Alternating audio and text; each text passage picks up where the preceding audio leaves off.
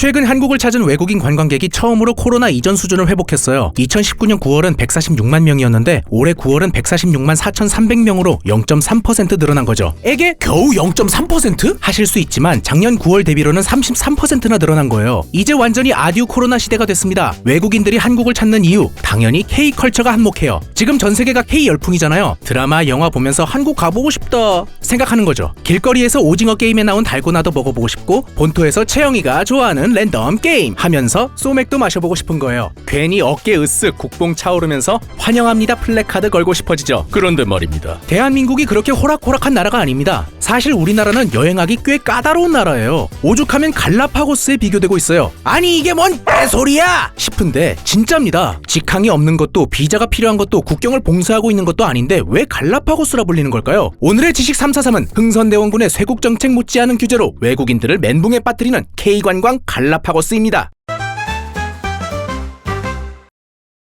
갈라파고스가 천혜의 자연을 자랑하는 태평양 화산섬인 건 다들 아시죠? 당연히 가는 길도 굉장히 험난해요. 인천에서 가려면 비행기 경유하고 에콰도르에 가서 또 국내선 비행기 타고 배도 타고 들어가야 한대요. 그런데 우리나라는 이렇게 힘들게 와야 하는 것도 아니고 인천공항은 환승 1위에 직항이 얼마나 많은데 왜 K 갈라파고스냐 싶잖아요. 이게 우리나라가 오기 힘들어서가 아니고요. 경제용어사전에 갈라파고스 신드롬이라는 말이 있거든요. 갈라파고스 증후군이라고도 하는데 자신들의 양식이나 기술만 고수하다가 세계시장에서 고립되는 현상을 말해요. 관광에 갈라파고스가 붙었다? 독자적으로 발전한 기술이나 문화가 있다라고 정신승리할 수도 있겠지만 국제표준에서 크게 벗어난다는 소리니까 여러가지 불편함이 있다는 소리예요. 우리나라가 관광 부문에 있어 K 갈라파고스란 말을 듣는 데는 여러 이유가 있어요. 내국인 기준으로 발전한 디지털 기술, 각종 규제, 인프라 부족, 미비한 서비스 인식 등으로 좁혀볼 수 있는데요. 쉽게 말하면 교통, 숙박, 애플리케이션 이용이 어렵고 서비스도 조금 별로라는 소리예요. 먼저 교통을 한번 살펴볼게요. 우리 해외여행지 도착하면 공항에서 도심으로 이동하잖아요. 지도에 딱 켜서 택시나 대중교통편 알아보고요. 그런데 외국인들은 여기서부터가 미션 시작이에요. 이들이 가장 많이 쓰는 지도 앱인 구글맵이 국내에선 제 기능을 못합니다. 구글맵 쓸만하던데? 네. 딱 쓸만만 거죠. 군사보안의 이유로 국내 앱보다 정확도가 떨어져요. 실제로 외국인 관광객들의 최대 애로사항도 교통정보예요. 다른 나라에 가면 다 구글맵 쓰는데 우리나라는 네이버 지도나 카카오맵 아니면 길 잃고 헤매기 십상이죠. 로마에 왔으면 로마법을 따른다는데 한국에 왔으면 한국 지도 앱을 깔면 되지 싶잖아요. 물론 한국 여행하는 외국인들도 네이버 지도를 깔고 오죠. 실제로도 선호도가 압도적으로 높아요. 근데 여기에서도 문제가 발생해요. 50% 넘는 외국인이 네이버 지도를 쓰는데 언어 지원이 쥐콩만큼 되거든요. 지원하는 언어가 한국어, 영어, 중국어, 일본어가 전부예요. 게다가 일부 검색 결과는 한국어만 나오고요. 그럼 카카오로 갈아타세요 하고 싶은데 얘네는 더 심각해요. 여기는 딱 2개 언어, 한국어랑 영어만 지원돼요. 뭐 어떻게 길은 물어 가는 방법을 찾았다고 치자고요. 이제는 가는 게 또 문제입니다. 외국에서는 택시 탈 때 우버랑 그랩을 가장 많이 쓰잖아요. 우버가 전 세계 1위고 그랩은 동남아를 꽉 잡고 있어요. 그런데 한국에서는 둘 다 2인자도 아니고 한 10인자쯤 됩니다. 우리나라는 카카오티가 압도적으로 1위거든요. 어느 정도냐면 시장 점유율이 95%나 돼요. 이게 우리는 외국처럼 일반인이 우버에 차량을 등록해 공유하는 개념이 아니기 때문이에요. 우버에 등록된 택시를 부르는 형태죠. 근데 택시 호출 시장에선 카카오가 공룡이니까 택시기사들도 우버보단 카카오티를 선택할 수밖에 없어요. 또 똑같은 말 하게 하네. 카카오티를 깔면 되잖아 싶으실 텐데 카카오티를 쓰려면 카카오 아이디가 있어야 하고 카카오 아이디를 만들려면 이메일이나 문자로 인증을 해야 하고 그러려면 또 한국 전화번호가 있어야 해요. 이건 뭐 며칠 관광 왔는데 전입신고를 해야 하는 격이에요. 그래서 카카오가 작년 10월부터 외국인 관광객을 대상으로 호출 서비스를 제공 중이긴 한데요. 새로운 앱을 새로 설치해야 한다는 것부터가 번거로운 거죠. 그래도 한국 여행 올 때부터 외국인들도 이 정도 미션은 이미 각오했을 거라 금방 클리어했을 텐데요. 이게 겨우 1단계 미션이라는 게 문제입니다. 미션이 또 있어요. 집을 떠나려면 집을 구해야 하는데 숙박도 문제거든요. 일단 서울 시내 공급 가능한 호텔 객실이 부족해요. 팬데믹 때 서울 호텔들이 대규모로 폐업하면서 객실이 오히려 줄었어요. 관광객은 늘어났는데 잘 데가 없다? 이거 길바닥에서 잘 수도 없고 난감한 상황인 거죠. 물론 다 호텔에서만 자는 건 아니니까 당연히 다른 숙박도 있어요. 하지만 호텔, 가족 호텔, 소형 호텔, 호스텔, 영끌에도 서울 시내 호텔 개수가 460개 정도밖에 안 돼요. 객실 수로만 따지면 6만 개 조금 안 되는데 9월 한 달 동안 한국에 놀러온 외국인이 146만 명인데 비하면 턱없이 부족한 개수예요. 공유 숙박 에어비앤비도 있긴 한데 급성장 중인 시장을 관련 규제가 못 따라가고 있어요. 국내에서 공유 숙박 영업을 하려면 숙박업, 외국인 관광 도시 도시 민박업, 한옥 체험업, 농어촌 민박업 중 하나로 등록해야 하는데요. 일반 주택으로 영업하려면 외국인 관광 도시 민박업만 가능해요. 그리고 내국인은 안 되고 외국인만 손님으로 받아야 해요. 근데 문제는 집주인이 실거주해야 한다는 조건입니다. 이거 뭐 응답하라 드라마도 아니고 여행 와서 하숙집 체험하게 생긴 거죠. 물론 집주인도 불편하고요. 영업일수도 연간 180일로 제한이 있고요. 이러니 불법이 판을 칩니다. 에어비앤비 등록업체 7만 개 중 미등록업체가 3만 5천여 개로 절반이나 차지해요. 서울만 놓고 보면 전체 숙소 중 13% 정도만 등록한 거예요. 문체부가 나중엔 내국인도 공유 숙박을 이용할 수 있게 하겠다고 여러 차례 말하긴 했는데 그래도 집주인 실거주 의무는 유지한다는 입장이니 이게 얼마나 외국인 관광객들에게 환영받을지는 잘 모르겠어요. 그렇다고 길바닥에서 자기야 하겠어요? 교통, 숙박 뭐 생각보다 쉽게 해결할 수도 있죠. 하지만 난관이 또 있어요. 사실 이게 중요합니다. 한국 여행을 왜 오겠어요? 드라마나 유튜브에서 본 것들을 실제로 하고 싶어서잖아요. 요즘은 한복 인증 사진보다 배달, 네컷 사진 찍는 게 유행이라는데요. 한강 치맥 로망 실현하라고 했더니 배달 대체 어떻게 시키라는 거야 싶어요. 외국에서는 아까 말했던 우버랑 그랩으로 교통 문제 해결뿐 아니라 친절하게 배달까지 시킬 수 있거든요. 심지어 옆나라 일본은 배달앱 1위가 우버이츠예요. 그런데 우리나라는 이 우버이츠마저 철수시켜버렸어요. 우리 민족이 아니란 거죠. 하지만 우리가 쓰는 배달의 민족 쿠팡이츠, 요기요 같은 배달앱들은 외국인이 쓰기 만만치 않습니다. 회원 가입을 하려면 번호 인증 절차가 필요하거든요. 제가 미국에서 우버이츠 시킬 때는 번호 없어도 간단하게 가입이 됐거든요. 그런데 우리나라는 무조건 휴대폰 본인 인증이 따라붙어요. 진짜 국적 상관없이 지겹게 따라옵니다. 한국인들도 본인 인증에 짜증날 때가 많은데 외국인이 치킨 하나 시키려고 번호 개통부터 하게 생긴 거죠. 거기에 외국어 서비스를 제공하지 않아 음식 정보를 제대로 보기 어려워요.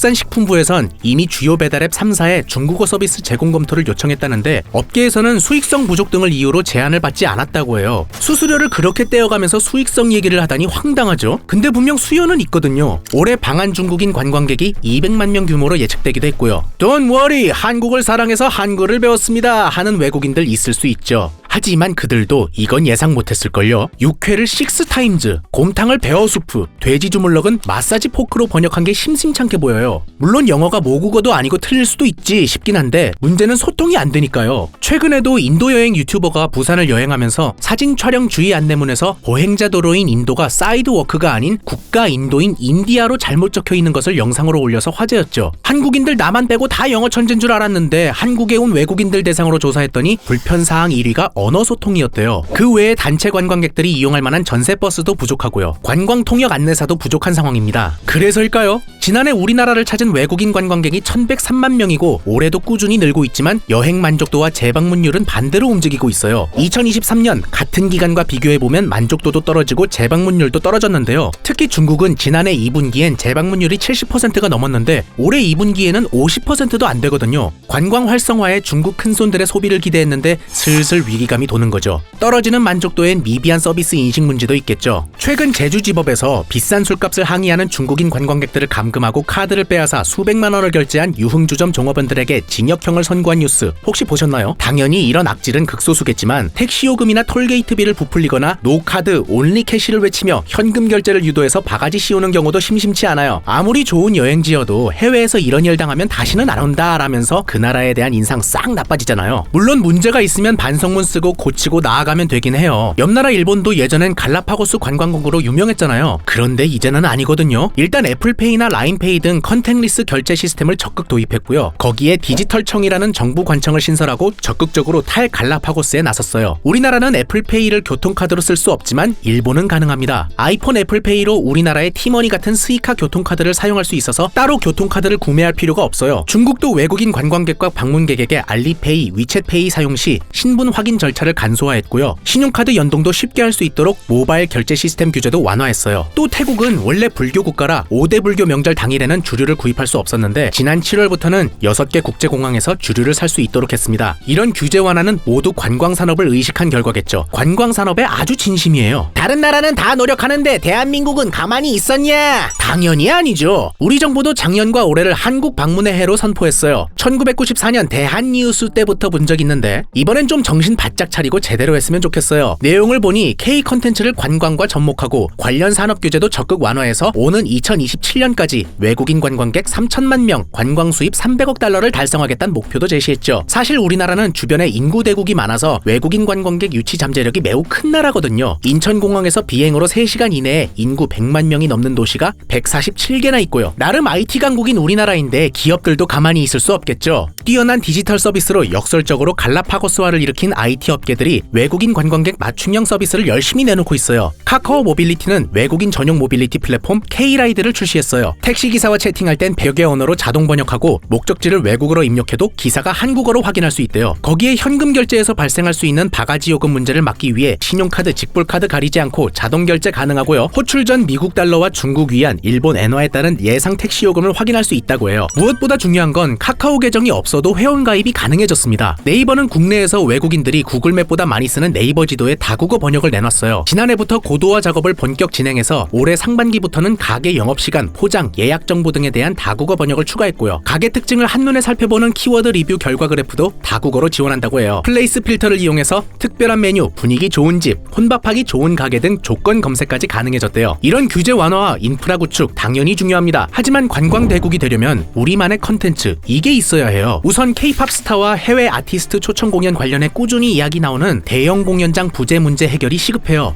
대형 공연장이 없어서 코리아 패싱이다 뭐다 말이 많았잖아요. 그래도 인천에 복합문화공간 인스파이어가 건설됐고요. 시간이 좀 걸리긴 하겠지만 창동 서울 아레나도 건설 중이에요. 또 우리나라가 미용으로 유명한 건 다 아시죠? 지난해 미용, 의료관광으로 우리나라를 찾은 외국인이 60만 명으로 역대 최대치를 기록했어요. 내수 경기도 힘든데 이 시장을 잘 키우면 관광대국 코리아에 톡톡한 몫을 할 것으로 보여요. 여기에 한국의 디즈니와 유니버설을 꿈꾸며 신세계가 글로벌 미디어 그룹 파라마운트와 손잡고 경기도 화성에 조성하려는 화성 국제 테마파크랑 경기도 고양시의 K컬처밸리도 있습니다. 완공된다면 세계적인 관광도시가 된 스페인 빌바오나 일본 나오시마처럼 지역 전체가 관광도시가 될 수도 있지 않을까요? 우리나라가 K 갈라파고스에서 관광대국 코리아가 된다면 여러분은 외국인들에게 어떤 공간, 어떤 콘텐츠를 추천하고 싶으세요? 여러분만의 한국 관광 꿀팁을 댓글로 공유해주세요.